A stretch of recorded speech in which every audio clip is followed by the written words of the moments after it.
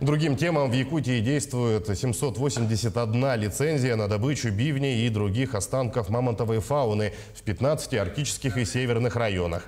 Под особым вниманием правовое регулирование этой деятельности, ископаемый невосполнимый ресурс биогенного происхождения.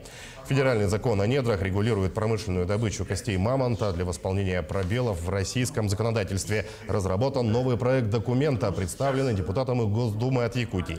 Сейчас его рассматривают в профильном комитете Нижней палаты парламента.